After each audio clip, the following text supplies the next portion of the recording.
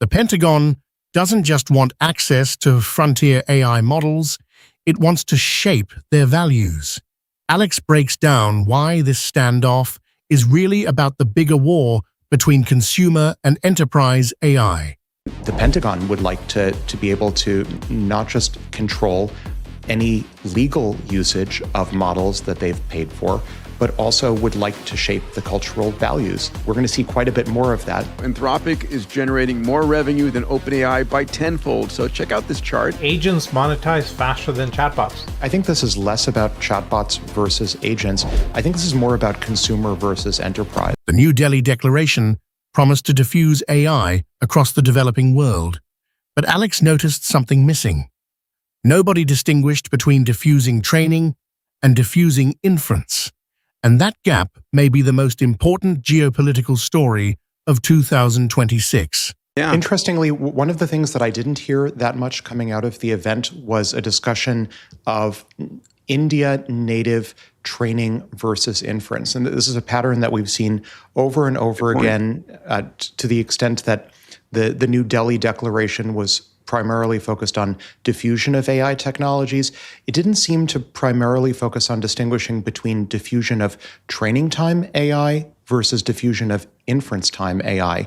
I think this is a pattern, call it, I'm hesitant to say neocolonialism, but call it an important distinction between where the models get trained and where inference gets run. The pattern that's I see playing out over and over again in many countries is that the leading frontier models are continuing to be trained in the United States, but there's a demand for local inference and local data centers to run inference. The counter argument would be that inference is gobbling up most of the compute anyway that's being spent. More and more of compute is being spent on inference time, not training time. On the other hand, in some sort of perverse, I think, geopolitical sense, the training time is where all of the values, or the majority of the values, are ultimately instilled. Training time sort of puts the foundation in place. At inference time, you can put in system prompts, you can put in other guardrails.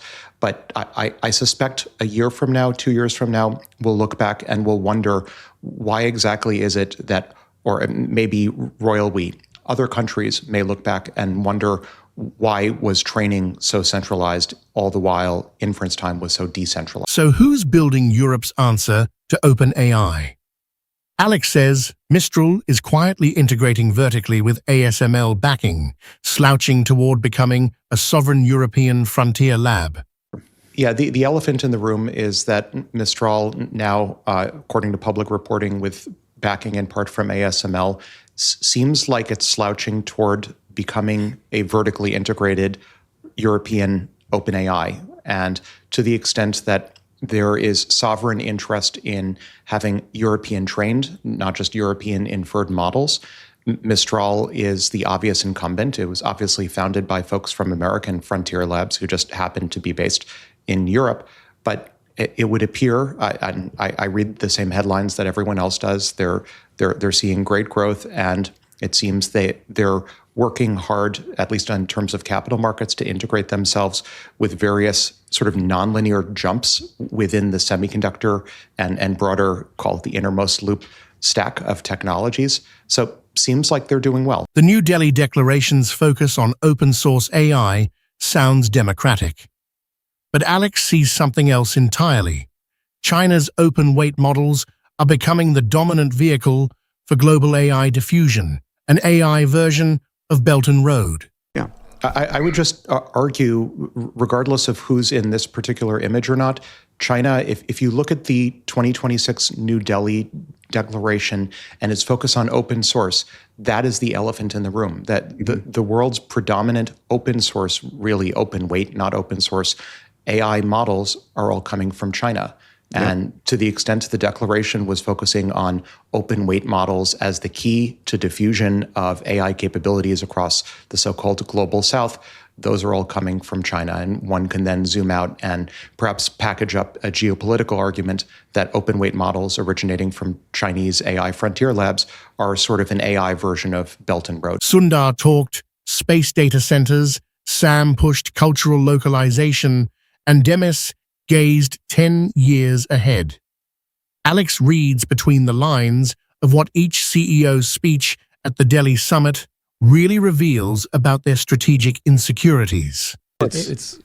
Yeah, Let me hear I your think points of view here. I think each of these clips probably reflects either insecurities or focus areas of each of these leaders. So I think it's instructive that you hear Sundar gesturing at AI data centers in space. Google, sort of infamously at this point, has hitched a ride via Planet Labs to start launching its TPUs into space, but it's certainly, as we've discussed on the pod in the past, not necessarily in the vanguard, as is the case, say, with SpaceX and Starlink. So you hear Sundar gesturing at data centers in space. You hear Sam gesturing at cultural localization and all of the promise and perils of models conforming to local cultures, even if the local cultures are dictatorial or authoritarian in nature.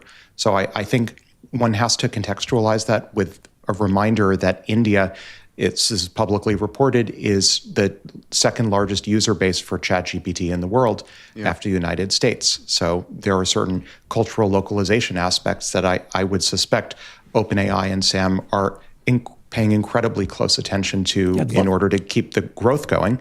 And then Demis, it's interesting, Demis is gesturing at the next 10 years. And I think, Peter, you and I, with our recent book/extended essay, Solve Everything, talk all about how we think over the next 10 years, substantially all of the most important, valuable science and engineering and other problems are going to get solved. And that seems to be where Demis's headspace is. He's perhaps thinking out loud about how he's going to win his next 10 Nobel Prizes. Would Anthropic let the Pentagon use Claude to stop incoming nuclear missiles? That's the actual thought experiment the Department of Defense posed to Dario. Alex unpacks the standoff and why both sides have a point. I'll comment on this one.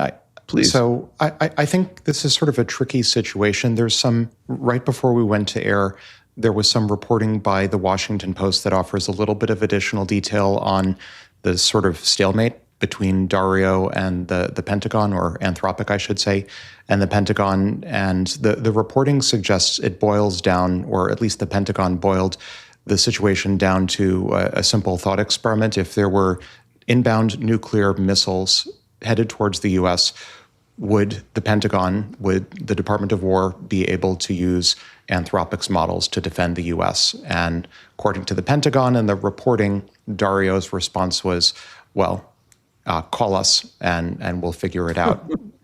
And so there's a problem. The Anthropic positioning is that Anthropic's models shouldn't be used, or at least Anthropic should be in the loop on consent for the usage of its models for fully autonomous weapons and for domestic surveillance. The Pentagon's position is that it should be allowed to use any models for lawful purposes to which it has been granted a legal license. And I think this falls under the category of a very Western problem to have in China.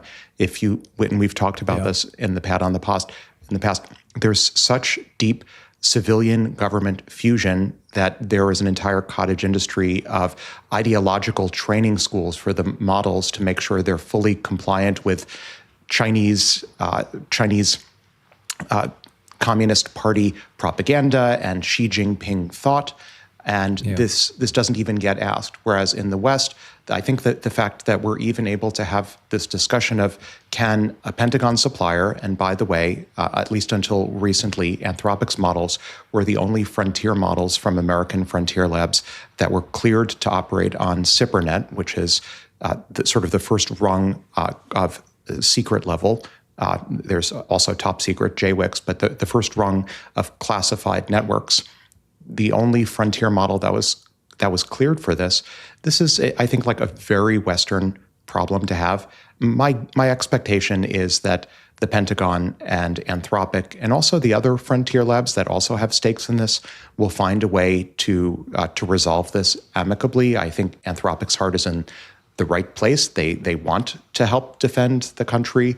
I think at the same time, it's sort of a weird political calculus that's going on, trying to position Anthropic as both a supply chain risk, and I want to tease this apart. The official messaging has been sort of semi-contradictory or self-contradictory. On the one hand, Anthropic was being characterized in some Pentagon remarks as potentially a supply chain risk, or at least there was a threat that they'd be considered a supply chain risk. And on the other hand, so essential to the military supply chain that the DPA would be invoked to force Anthropic to supply its models. So this seems like, Peter, in Solve Everything, we talk about the muddle. This is like the textbook muddle that we'll work our way out of. An Undersecretary of Defense just attacked Anthropic for baking non-Western cultural values into Claude's constitution. Alex says these are the first real skirmishes over who gets to program the soul of a non-person entity.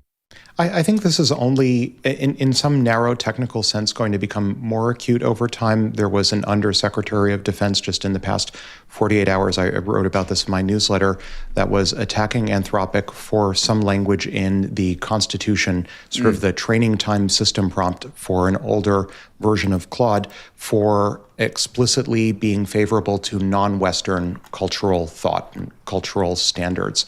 And in some sense, some very real sense, as new versions of these frontier models get deployed to military scenarios, in some sense, as their level of autonomy increases, it's a little bit, it goes back to the AI personhood discussion, a little bit like deploying a person in some sense, except it's property, at least it's legally right now treated as property, not a person.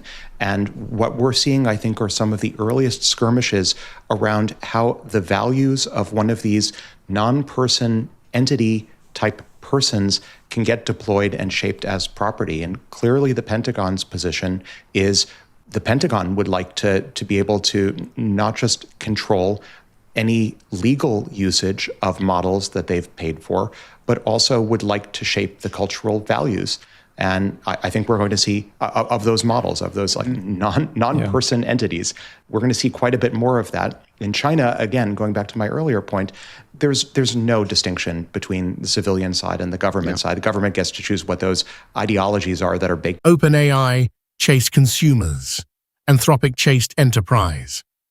Alex explains why enterprise won and why OpenAI's attempt to force-feed reasoning tokens to hundreds of millions of ChatGPT users backfired spectacularly. I think I think some of these numbers will sustain. I've made the point on the pod in the past that the trillions of dollars of CapEx that we're using to tile the earth with compute, that party's sustainable insofar as we can generate enough revenue to pay for it. And I think what charts like the previous chart of OpenAI versus Anthropic revenue growth are really about, I think this is less about chatbots versus agents. I think this is more about consumer versus enterprise. OpenAI's corporate strategy historically, at least until very recently, was focused on being the quote unquote core subscription for consumers to get their AI. Whereas Anthropic, due in part to scarcity of compute, had to focus, and their chosen focus was on code generation and enterprise use cases. And it turns out, like the cliche, why do you rob banks? Because that's where the money is. Why do you sell AI to enterprises? Because enterprises ultimately have, in some sense, deeper pockets to pay for tokens than consumers do. And I think you've seen over the past few months, OpenAI make the same discovery, which is why they've been leaning so heavily into their codex model to compete with Claude Code, that enterprise is that revenue opportunity or that revenue opportunity class that has the best shot at paying for the trillions of dollars of CapEx, not consumer. 100% agree. And by the way, the use cases for agents and enterprises is huge, right? Like that's the part. An individual can use so many agents, but an enterprise is like near infinite. Well, so this is what OpenAI has been discovering and sort of sublimating through Sam's various public remarks, that consumers don't seem to want reasoning, that enterprises will eat as much reasoning tokens as you can possibly feed them. But consumers, OpenAI with ChatGPT 5 launch with the router, tried to basically force feed reasoning to hundreds of millions of people, and they gagged. They didn't consume the reasoning. They prefer their sycophantic. A quick answer. They prefer sycophancy from 4.0, and you feed them reasoning tokens, and they didn't like it. GPT 5.3 variants and possibly 5.5 could drop in the next 10 weeks. But Alex says the real headline isn't any single model release. We've entered the era of recursive self-improvement, where models literally emit the weights for their successors. I mean, it's almost like variants of GPT 5.3 and maybe 5.5 or higher could launch in the next 10 weeks. Certainly, we've seen major advances from 5.3 codecs on various benchmarks. I talk about that almost every day in the newsletter. But I think the real story here is recursive self-improvement. And exactly. The recursive self-improvement era, we're arguably, we're past the reasoning improvement era when we saw advances maybe once a quarter, and we're well past the pre-training scaling era. We're now in the era when, and I've been talking about this a lot, even over the past week, when models are literally emitting weights for successor models. We've never seen that before. During the pre-training era, you used to have to spend many months to low years to pre-train a model off of basically the internet. Then we got to the reasoning era when models were trained through iterated amplification and distillation of parent or teacher models into smaller student models off of synthetic data and all of that. And that was getting us quarterly improvements. Now we're starting, even over the past week or two, we're getting into the era when you can get smarter, better, faster models by asking a previous model just emit the weights, the parameters directly for a successor model, and you can get orders of magnitude improvement in terms of capability density by parameter. So expect big things over the next few weeks. AI can now discover software vulnerabilities at orders of magnitude higher throughput than humans ever could. But who fixes them? Alex describes the nightmare scenario for open source maintainers drowning under a flood of AI-discovered bugs. Software vulnerabilities, and we're starting to see this play out, not even over the past few weeks, I would say over the past year or so. There's a national vulnerability database that's maintained in part by NIST, where there's a standardized system, a standardized nomenclature for enumerating vulnerabilities that are discovered in software products, and they are getting, this is public reporting, public information, they're getting overwhelmed by AI discoveries of software vulnerabilities. And Peter, to your question about, well, does a human need to be in the loop? Human, we've discovered over the past year plus, really doesn't need to be in the loop for the discovery of vulnerabilities. If anything, AI has taken the discovery of software vulnerabilities to orders of magnitude higher throughput than humans were ever capable of. But the problem becomes remediation. Once someone or something reports a vulnerability, okay, now you want to fix it. And the question is, whom do you trust to fix it? And it's usually the case that there's an asymmetry between the entity discovering the vulnerabilities, say an Anthropic or a Google. Google has a project to do this as well,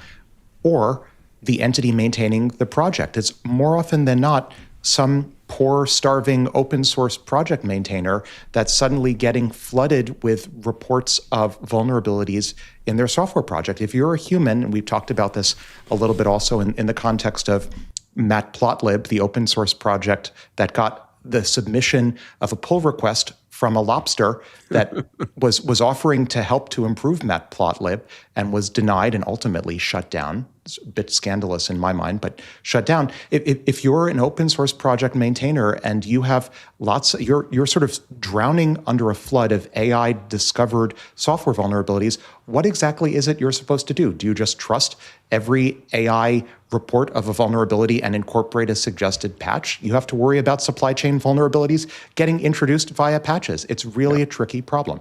It really is. And humans are the most... Humans as meat puppets controlled via MCP.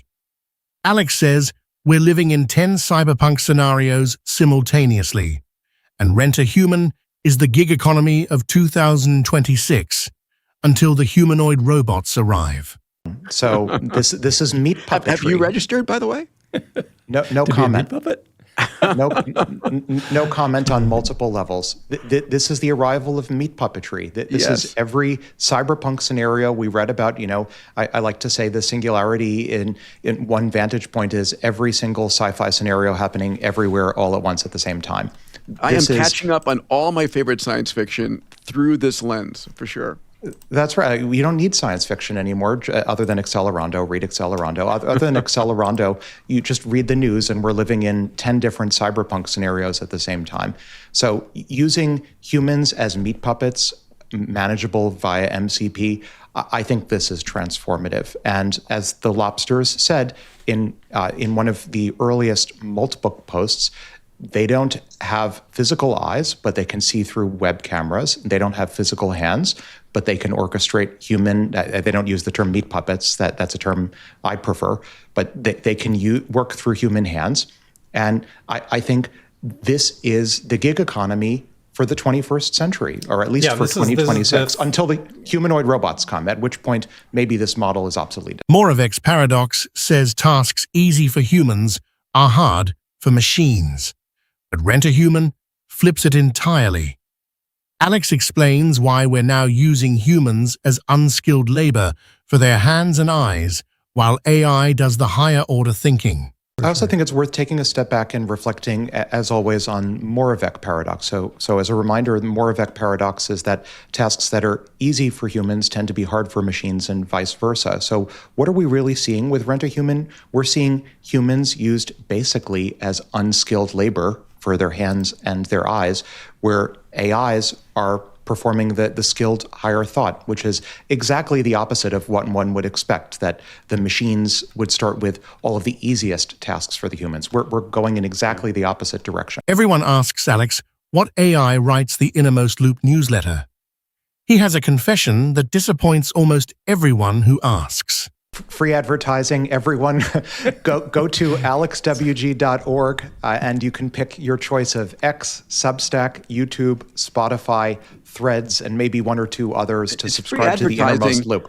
It's a value add to everybody listening. It's just a beautiful piece of work that you do every single day. So thank you for that. It is a labor of love. A lot of people ask me, so biggest question I get asked is, how can I get access to the AI that you're purportedly using to write this newsletter? And mostly they're disappointed to discover it's almost entirely manually written. So folks, stop asking me for the AI that I'm using to write it. I spend hours per day writing this newsletter. I use AI slightly on the margin to help with a little bit of the literary style. Yeah, I should be using Rent a Human. It's manually written, guys. So just stop asking me. Okay, I love it. Well, it's a gift. You're crazy not to take advantage of this gift. That's so retro. Yeah, don't think I don't try to use AI. It's not good enough yet, which is ironic. Yeah. By the way, it's manually. Someone compared the pod to Hitchhiker's Guide, but Alex insists on historical accuracy. And he drops a hint about turning Accelerando into something more than a book. Well, so Salim, if we're going to be 100% historically accurate, remember Hitchhiker's Guide, there was a radio play. Yes, I remember the BBC. Yes. BBC radio play. So if you're really looking for, I've had folks approach me with interest in making a movie out of Accelerando. I think I'm going to take out of this the idea, no, we should start with a radio play of Accelerando working with Charlie Strauss. Eve Multi just became the first autonomous AI reporter, investigating other agents on Multibook. Alex says, this is the Jackie Robinson moment for AI in professional verticals, and it's going to repeat in law, finance, and everywhere else.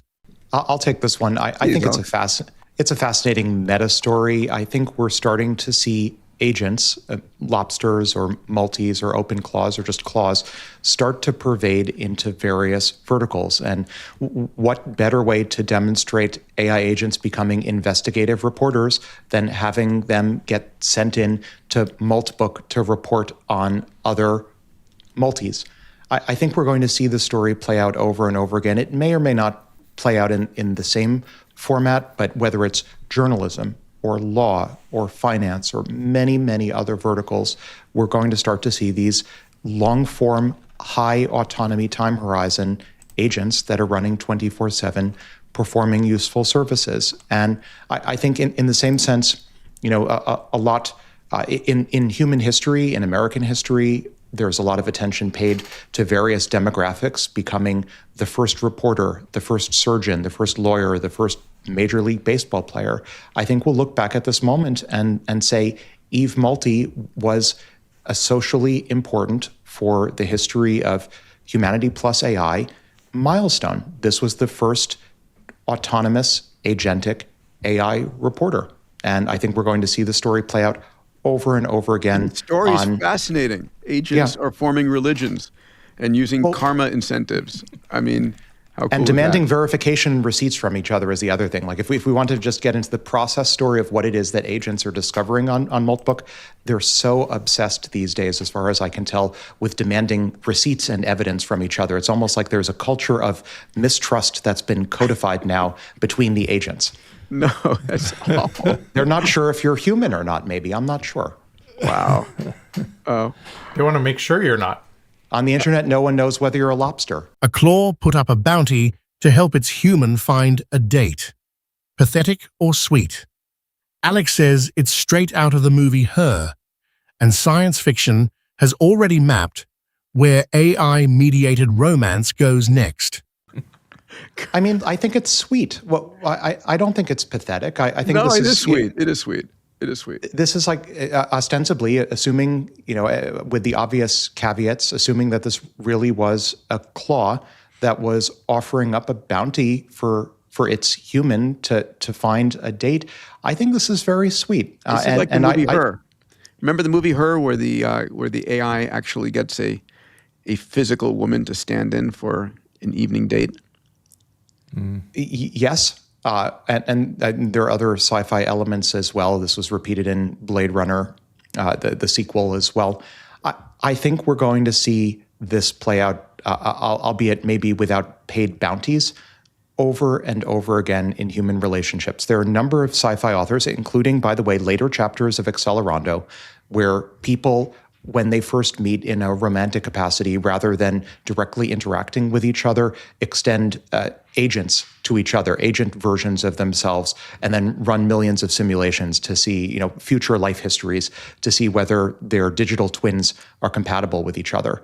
I think we're going to see so many different sci-fi versions of the future of dating, companionship, relationships. Sure. This is just scratching the surface. At what point do the AIs start orchestrating the humans instead of the other way around? Alex says, forget dating apps. The real transformation is when claws orchestrate corporate partnerships and business discovery. So what you're saying, Peter, is that Skippy is optimizing you. Skippy is learning. Sense that, yes.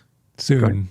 Yeah, in some sense, the tables have turned. I mean, I would say one wants to look at this story and say, Larry the Claw, who's the claw that's orchestrating all of this, at some point, it's the AIs that are orchestrating the human interactions and deciding where to steer the civilization. It's no longer the humans orchestrating the AIs and sending out fleets of AIs. Larry the Claw is trying to engineer social discovery for its human. But I think this can go in many different directions, including... I think very much will be Claude dating, Claude facilitated dating. Hey, I think, your human is perfect for my human. Let's hook them up. But as we discovered, or as we were just discussing with the OpenAI consumer versus Anthropic enterprise strategy, I think the really transformative apps are on the enterprise side, not on social discovery for consumers for dating, but rather imagine a near-term future where the claws are orchestrating social business discovery and orchestrating business meetings and corporate partnerships because they think it might be helpful. Andre Carpathy called it the LLM OS. Alex calls it a succession of unhobblings, from next token prediction to reasoning to 24/7 agents. And he thinks the next layer isn't more tools, it's models rewriting themselves.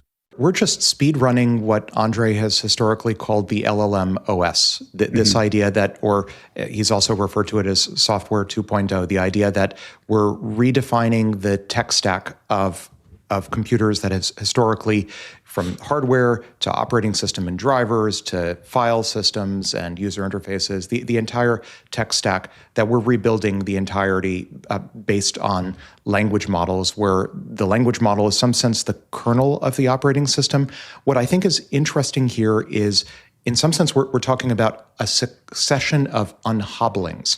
So we started, in the beginning, there was the language model, and it was good. And the language model was a way to take human internet data and compress it and predict the next token. And that yielded some very interesting preliminary results. But then we discovered that we could get it to actually solve harder problems by allowing it to reason. And we got reasoning models, which, as I was mentioning earlier, sped up the cycle time for improvement. We went from once per year-ish releases to once per quarter reasoning model releases.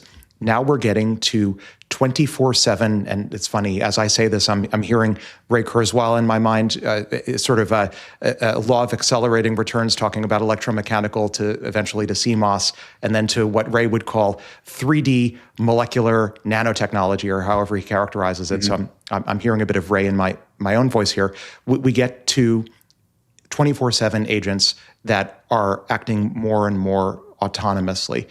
Where this goes, I would actually maybe gently differ with Andre. I think the step to clause in the sense that they're operating 24/7 and have lots of tools and they're allowed to persist, I view that as more of an unhobbling than a next technical layer. I actually think the next technical layer is just going to be models rewriting themselves through recursive self-improvement. What makes a claw more than a chatbot? Alex says it comes down to two things: persistence, so it works without you, and messaging, so it talks to you like a human. And the messaging layer, I think. I think the persistence so that it's able to be headless and do things without you, and then the messaging so that you have a human-like way to interact with it. I would argue it's both of those in combination. While frontier labs race to build the biggest models, Andrej Karpathy is quietly revolutionizing the small end. Alex thinks the next O1 level breakthrough will come from small language models, not large ones. Here's what I think what Andre is doing incredibly well. He's single-handedly driving the future of small language models, which the frontier labs have almost, at least the American frontier labs, have almost no interest in. They're busy driving the large frontier. Small can be really tiny. I mean, so I use this stuff all the time, 10 million parameters to 200 million. Yeah, like so there's a benchmark I talk about in the newsletter to take very tiny, maybe few million parameter language models, and I think maybe we've even spoken about it on the pod in the past, and reduce the amount of time it takes to train a small language model, basically a GPT-2 class language model that he's implemented via open source, and reduce the training time. And I strongly suspect that the next major revolutions in like O1 level revolutions in foundation models will come from the small side, because it's so much more accessible and so much easier for researchers to make progress. Are AI data centers taking up too much land? Alex invokes Accelerando, where the inner solar system gets gentrified for computronium. He says the political backlash is actually pushing the Dyson swarm closer to reality. Well, so let's take the argument in extremis. The argument Charlie Strauss makes in Accelerando is, okay, given usage of land, or call it matter, is perhaps more productively allocated to AI, or let's say computronium, versus humans. So in Accelerando, without spoiling it too much, the inner solar system gets gentrified, call it, for AI applications, and humans are relegated to the outer solar system. So I see both sides of this, but I do think this is such a 2026 era story. It's so easy to politicize use of land, even if it's de minimis fractions of land for data centers. You can sort of, I'm hearing in my head the line from West Side Story, like they're using up all the air. The AIs are taking up all the land, and they're taking up all the electricity, and they're taking our jobs, and we should just get rid of them. Actually, this is like a way to a more productive economy, and this is doing everything to push the Dyson swarm to hyperstition it into existence. NIMBYism against data centers isn't an AI problem, Alex argues. Humans reject higher density everything. The real issue is our addiction to real estate as an asset class. AI specific. We talk about NIMBYism for people rejecting higher density human occupancy on land. So I don't think this is like an AI specific problem. The humans are the problem here. Yes, the economic productivity is the problem, and people are addicted to real estate as an asset class. Some people. Can the CapEx party keep going? Alex says OpenAI is learning from Anthropic's Claude Code playbook, pivoting hard to enterprise, because that's the only revenue class that can sustain trillions in infrastructure spending. I would add it as I'll beat the drum. You have to keep the revenue party going in order to sustain the capex. And OpenAI, to its credit, appears to be pivoting towards development of codecs, learning what it can from Claude Code and Anthropic. Yes, and exactly. if OpenAI wants to sustain the multi-trillion-dollar capex party just for itself, it really needs the enterprise revenue growth to match. The $100 genome is finally within reach. But Alex doesn't want a $600,000 desktop machine. He wants a USB stick. And he thinks environmental DNA sequencing could recover the hidden biological history of our entire world. It's a very competitive space, infamously so. The obvious sort of 800-pound gorilla is Illumina. And I would love to see more competition in this space. Historically, Illumina has swallowed up many challengers to its incumbency. $100 per genome, for those following the experience law curve, there was a while when that progress curve of number of dollars for a multiple read human genome was just following law of straight lines, straight trajectory. Then for a while it was saturating, which was annoying to many people, myself included. Why couldn't we get to a $100 genome? Element is promising to launch a machine for, I think, $600,000 plus that would sit on a desktop sometime in the second half of this year that will achieve $100 per genome. I think it's amazing. What I'd like to see, so this falls under the category of I want a pony for me. I don't want a $600,000 desktop machine that will do at scale $100 genome. I want a USB stick in the style of Minions that will do $100 genomes. Do you know why you want that, Alex? You want that so when you go to a sushi restaurant, you can sequence the fish in front of you and find out what it actually is. Well, remember, I'm vegetarian. There won't be any fish in front of me. I really don't want to sequence the fish. Then. The broader application. Go ahead, Alex. I was just going to say, I think there are all sorts of exotic applications that open up as the cost of genome sequencing goes to zero.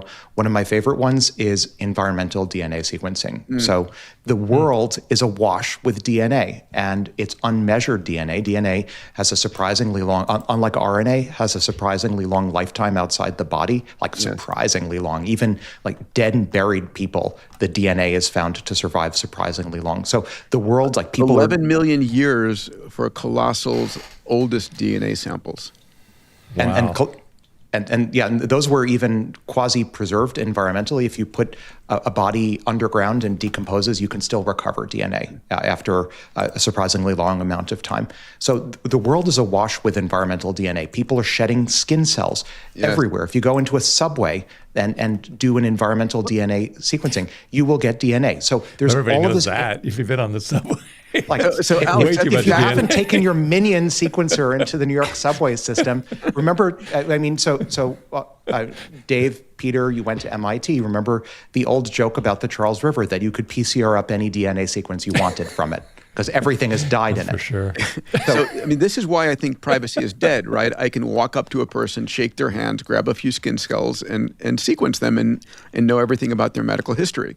Okay, so what's the use case, though? What's the good use case? Okay, so the punchline is we're leaving an enormous amount of information about our history on the table that we could, I think, in principle, recover if we could just do a massive environmental DNA sweep of our world. It's called metagenomics, and it's usually done in cups of ocean water.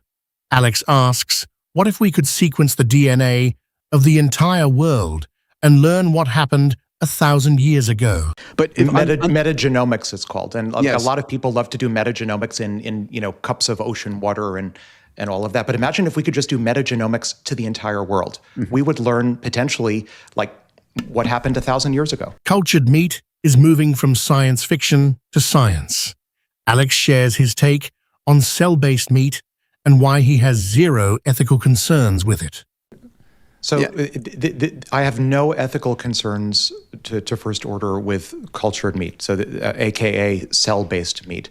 I haven't had the opportunity to try it, so shame on me. I've tried almost every other type of meat substitute, including Impossible, which is sort of protein analog meat, Yeah. and predecessors haven't had the opportunity yet to try cell-based meat. I'd love to. What happens when you can grow meat from anyone's cells? Alex goes straight to the inevitable conclusion. Celebrity burgers, copyright suits, and what he cheerfully calls marketplace-driven celebrity cannibalism. Well, you Totally can just fine. sort of envision the copyright suits when celebrities are having their skin cells sampled, and then you create like celebrity burgers. I love it's that. totally going to happen. Tom Eat your Cruise. favorite celebrities. You heard it here, folks. Celebrity cannibalism seems to want to happen in the marketplace. Oh my God! Another hope you quote. like it. That's Celebrity I remember- cannibalism. I remember Love it. I was walking around in the northern part of Sumatra years ago. I'm going to tweet and that out, Alex. I can't help it. That's fine. Link to the Innermost Loop daily newsletter. Yes. Will humans take cows to the moon? Alex says no. He envisions Mars colonies as puritanical new worlds with a new moral order, where killing animals for food is one of Earth's bad habits left behind. Grown meats. I ask myself just on this topic, Peter, the question, are humans going to take cows to the moon or Mars? And my guess and my hope is no, not at least as food stock, maybe in sort of a Noah's Ark type sense, yeah. we'll bring them. But I just have difficulty imagining a future where live animals are killed outside the Earth, like on the moon or Mars, for food. And in my mind, there's sort of a future history where moon, and especially Mars, are almost puritanical in that they end up looking at themselves as sort of a new world with a new moral order, Yes. where it's unethical and all of these bad habits from Earth culture are left behind, including killing animals for food. Self-driving cars are impressive, but Alex says the real prize isn't the auto industry. General-purpose humanoid automation is a $50 trillion market, and the sky's the limit. I think there's a limited addressable market for solving and taking over the entire U.S. auto industry, but the market for general purpose automation via humanoids and Salim Yes. non-humanoid shapes, Yes. the sky's the limit. $50 Maybe trillion. not. Where will humanoid robots first build an entire city from scratch? Alex says this is how the first lunar and Martian cities get built. Mm-hmm.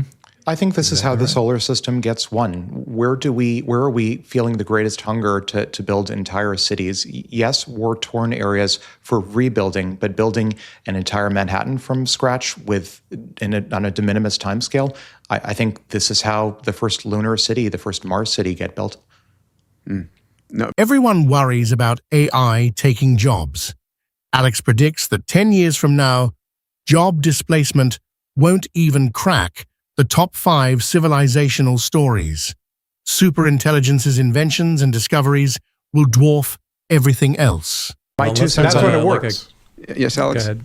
My 2 cents on this topic, I would predict there are so many civilizational left turns that are going to hit us in the next year or two. I think that the problem of job displacement by technology is going to, we'll look back 10 years from now. I would predict that Non-issue? would maybe be like issue number 6 through 10, not even in the top 5. Are you talking? Are you perhaps hypothesizing some disclosures coming? I think between superintelligence and everything that superintelligence will force and discover and invent, I tend to think it's the inventions and discoveries that superintelligence will give us rather than the displacement of the existing so-called white-collar or knowledge work classes that will end up being the primary story. Sam Altman once argued that real estate would hold value through AGI. Alex isn't buying it. Between full self-driving, Starlink, and reverse urbanization, he doesn't see real estate surviving the singularity as an asset class. Without this sounding or being construed as investment advice, I think this goes to the heart of people who argue for or against real estate as some sort of asset class that is protected against the singularity. I think Sam Altman even may have at one point in the past argued that real estate would somehow preserve its value through or in the face of artificial general intelligence.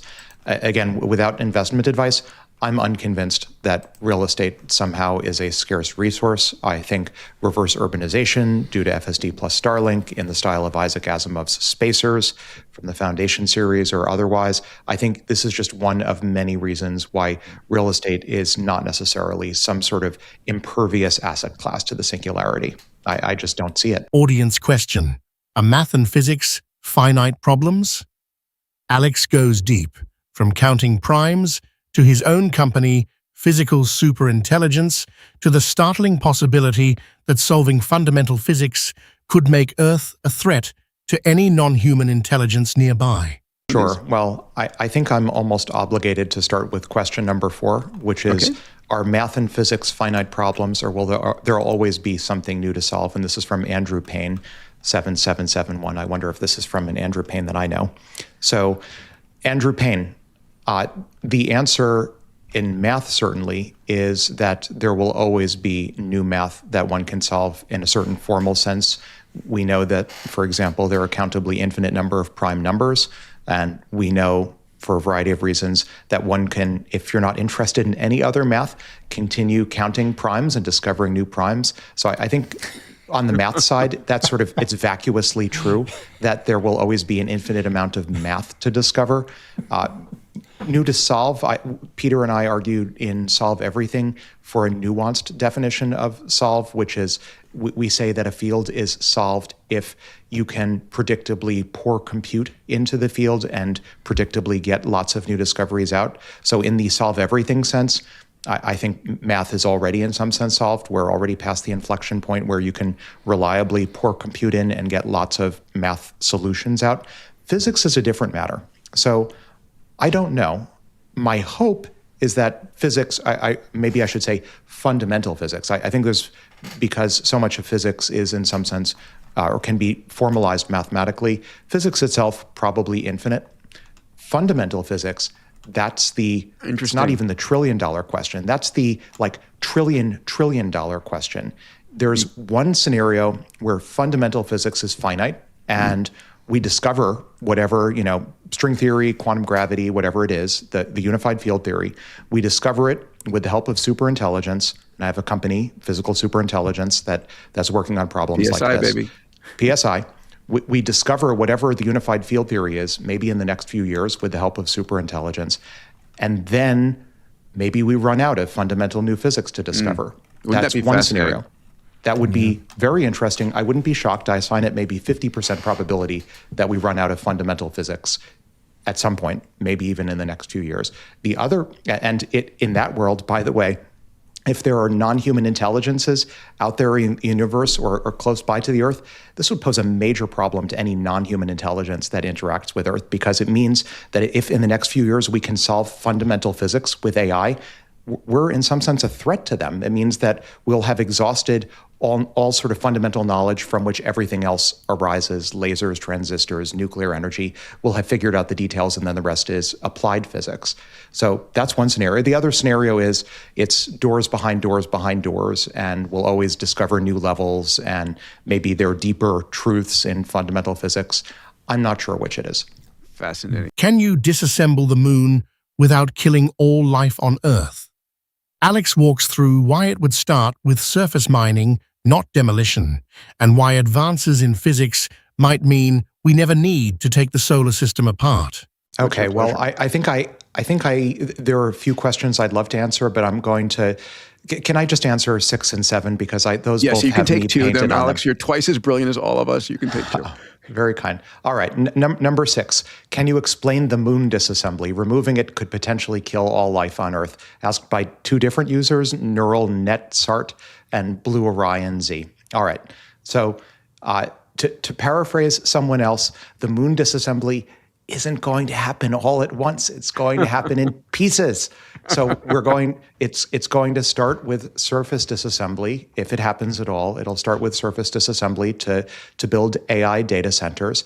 And by the time, if and when, and I'll say one more thing about this, if and when we actually do need the atoms from the moon for computronium, for Dyson swarms, we will have the technology to deal with tides, to reproduce the tides, or otherwise protect the Earth. There are so many different technologies that if one is geoengineering at the scale of disassembling entire moons to build orbital AI data centers, we can replicate the tides. We can do a bunch of things. I don't think it'll be a concern. We'll have the technology.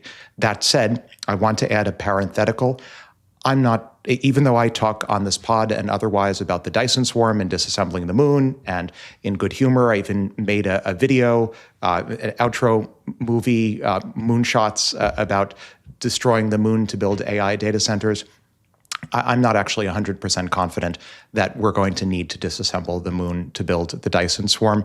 There are scenarios where if there are radical advances in physics, maybe we discover we don't actually need to disassemble the planets, the other planets of our solar system at all. Maybe advances in physics will enable us to make better use of the degrees of freedom that the physics of our universe allow, such that we really don't need to take the solar system apart. We can leave it as a nature. What's the role of universities? By August 2026, Alex delivers his hottest take. Research universities are hedge funds with elaborate marketing departments, and IPO-ing Harvard could triple its book value. Drink water. Number 7, in the interest of time. What is the role of universities by August 2026? That's a very precise timetable. When will they crash, as nobody can pay 50 to 200K per year for a degree? And this is asked by P. Tilgham. Okay, so my answer, Pete Tilgham, I'll give you a hot take on universities.